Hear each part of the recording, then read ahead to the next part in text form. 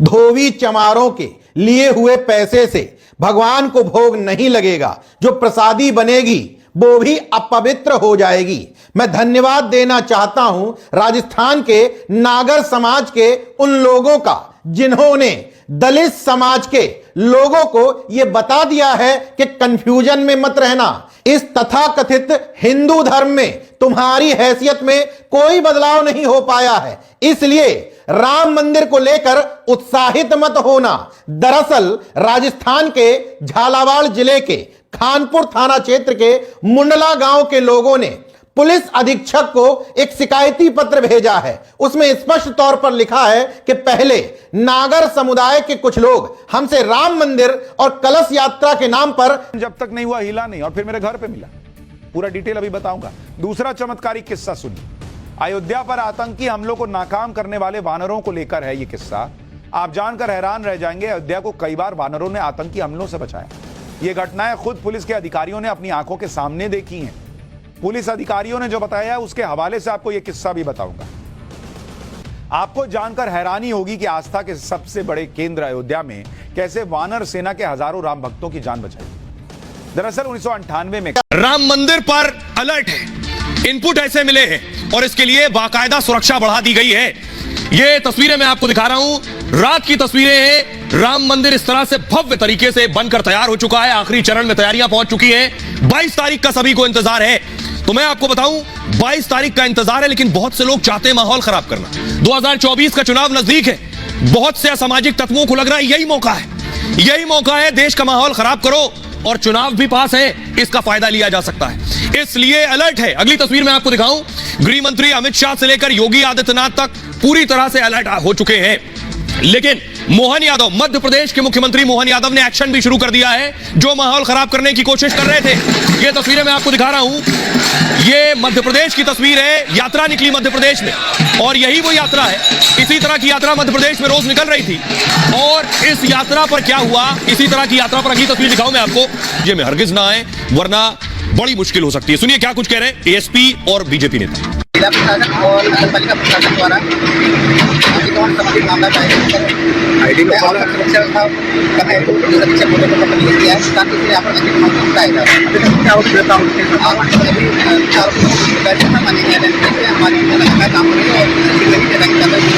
देखिए, मध्य प्रदेश शांति का टापू था, है और रहेगा। कोई भी अगर इसकी शांति भंग करने का प्रयास करेगा, फिर वो चाहे कितना ही कोई रसूखदार हो, कोई कितना ही क्यों ना अपने आप को बड़ा माफिया समझता हो या पत्थरबाजी क्यों ना हो, उनके फन को कुचल दिया जाएगा। तो प्राण प्रतिष्ठा से पहले मोहन यादव का एक्शन देख लिया, अब मैं आपको दिखाता हूं। को यह संकेत देने की कोशिश की है कि अभी भी उस राम मंदिर में अपनी हैसियत समझ करके जाना। पुलिस अधीक्षक को दिए शिकायती पत्र में स्पष्ट तौर पर लिखा हुआ है, मेघवाल समाज, बैरवा समाज, धोबी समाज और मेहर समाज, इन 4 समाज के लोगों से चंदा लिया गया था। बाद में इनको चंदा लौटाते हुए उस पर पत्थर चल गए। अक्षत यात्रा पर पत्थरबाजी हुई, लोग भागे, लोगों को चोट लगी। अब बुलडोजर एक्शन की बारी थी। अगली तस्वीर में आपको दिखाऊंगा कि बुलडोजर पहुंच गया। आज बारी थी उस घर पर बुलडोजर चलने की जहां से पत्थर चले, जिसने माहौल खराब करने की कोशिश की। ये तस्वीर आप देख रहे हैं बुलडोजर के पहुंचने की, लेकिन बुलडोजर चला किस पर, उस इंसान की तस्वीर मैं आपको दिखाने जा रहा हूं। ये आप देख रहे हैं, ये जो आप शख्स को देख रहे हैं, रहीम पटेल के घर पर बुलडोजर चला। उस दिन नारेबाजी कर रहा था।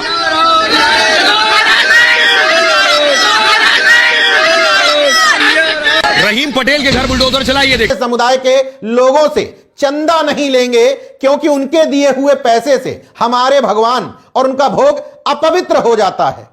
बहरहाल इस तरह की खबरें जब सामने आती हैं तो नेशन जनमत को इस तरह के तथाकथित पीड़ितों से कोई सहानुभूति नहीं होती है, जो बताते हैं कि हम मंदिर में घुसने की कोशिश कर रहे थे, हमें पीट दिया गया, भगा दिया गया, अपमानित कर दिया गया। तुम वहां करने ही क्या गए थे? अपने मुक्तिदाता के तौर पर बाबा साहब का नाम लेते हो। बाबा साहब ये प्रयास बहुत पहले करके देख चुके हैं। उनको समझ में आ गया था कि इस धर्म के अंतर्गत हमें सम्मान मिल ही नहीं सकता। तब उन्होंने काफी सालों बाद यह निर्णय लिया था कि मैं हिंदू धर्म में पैदा। एक भी फटा तो फट ना गया बाब, पर बम जैसा कुछ भी किसी को दिखाई नहीं दे रहा। तभी सबने देखा कि वाटर कूलर पर बैठा एक बंदर एक बम के तार को चबाए जा रहा है, जिससे बम डिफ्यूज हो गया। जो बम मिल नहीं रहा था, वो बम एक बंदर बैठ के उसका तार चबा गया और बम डिफ्यूज हो गया बॉस। उस दिन लोगों ने कहा कि एक बंदर ने अयोध्या में एक बड़ा बम ब्लास्ट होने से बचा लिया। एसटीएफ ने इस घटना को अंजाम देने वाले 4 आतंकियों को भी गिरफ्तार कर लिया। और आज आपको उस समय यूपी एसटीएफ में इंस्पेक्टर रहे अविनाश मिश्रा का एक बयान सुनवाता हूं, सुनिए उन्होंने क्या कहा था। उनके मकान तोड़े जाएंगे, पुलिस कार्रवाई पूरी ताकत से होगी, ये मैं आपको विश्वास दिलाता हूँ। और साथ में जिनको भी आरोपी बनेंगे उनके मकान तोड़े जाएंगे। पत्थरबाजी करने वालों पर मोहन यादव ने 48 घंटे के अंदर बुलडोजर चलवा दिया। यात्रा के दौरान पत्थर चलाने वाले और नारेबाजी करने वालों पर मोहन यादव का बुलडोजर गरज रहा है। पहले खेत और संपत्ति की नफाई हुई और अगले ही दिन हथौड़ा चल गया। यह बुलडोजर ऐसे सभी लोगों के लिए कड़ा संदेश है जो प्राण प्रतिष्ठा से पहले देश का माहौल खराब करना चाहते हैं। वहीं उत्तर प्रदेश के सीएम योगी ने भी साफ कर दिया है कि माहौल खराब करोगे तो फिर खैर नहीं। लेकर भाग गया।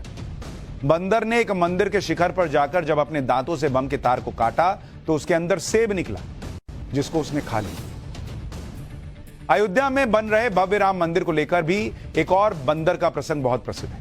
अयोध्या के लोग मानते हैं कि 1986 में श्री राम के दूत काले बंदर की दैवीय प्रेरणा से ही राम जन्मभूमि का ताला खुला था। आश्चर्य की बात यह है कि राम मंदिर से जुड़े केस में फैजाबाद कोर्ट से लेकर सुप्रीम कोर्ट तक कई जज ने माना कि इस केस में कोई दैवीय शक्ति थी जो प्रेरित कर रही थी। 1 फरवरी 1986 को फैजाबाद जिला अदालत में राम मंदिर जन्मभूमि के ताले खुलवाए जाने की सुनवाई चल रही थी। कोर्ट में फैसला सुनने के लिए पुलिस प्रशासन और आम लोगों से खचाखच भीड़ थी। ये कौन सी जमीन उनके हिस्से की नहीं थी और वहां भी फसल बो दी। अगली तस्वीर में आपको दिखाऊं। उसके बाद आज जब बुलडोजर चला तो भारी संख्या में पुलिस बल तैनात किया गया था क्योंकि बहुत संवेदनशील इलाका है जैसा कि आप देख पा रहे हैं। और उसके बाद बुलडोजर मंगाया गया और अब आपको मैं दिखाऊं कि आखिर किस किस के घर बुलडोजर चला है। इस कार्रवाई का मकसद सिर्फ यह है कि देश में एक बहुत उत्सव का दिन है, बहुत बड़ा दिन है, माहौल खराब ना हो, सब कुछ शांतिपूर्ण तरीके से चले। जो भी उस शांति में खलल डालने की कोशिश करेगा उसे सख्त संदेश दिया जाएगा। यह तस्वीर आप देख रहे हैं शाहजहांपुर में सोमवार को राम अक्षत यात्रा पर पत्थरबाजी हुई। मोती मस्जिद के पास यात्रा पर पत्थरबाजी से तनाव फैल गया। शाहजहांपुर पुलिस ने 9 आरोपियों को गिरफ्तार कर जेल भेजा। पत्थरबाजी के मुख्य योगी आदित्यनाथ का एक्शन। योगी आदित्यनाथ हर दूसरे तीसरे दिन अयोध्या जा रहे हैं, तैयारियां देख रहे हैं क्योंकि वो भी समझ रहे हैं कि 6 से 7 हजार लोग आने वाले।